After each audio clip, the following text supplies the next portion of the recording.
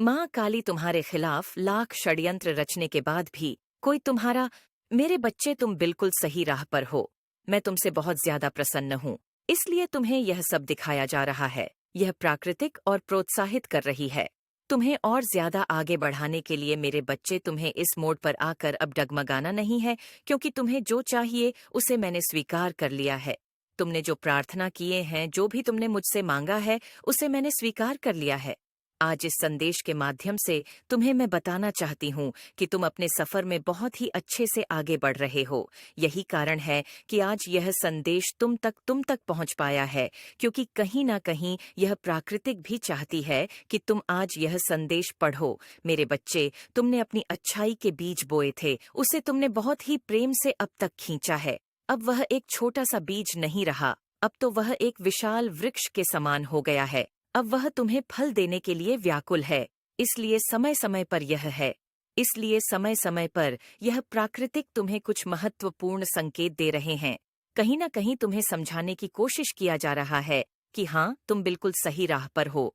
मेरे बच्चे, क्या तुमने ध्यान दिया है कि तुम्हें बार बार कुछ संख्या दिखाई दे रहे हैं, जैसे 1, 2, 1। जब भी तुम्हारे जीवन में कोई बदलाव आने वाला होता है, तो प्राकृतिक तुम्हें कई प्रकार के संकेत देती है, तुम्हें यह बताने के लिए कि तुम बिल्कुल सही राह पर हो।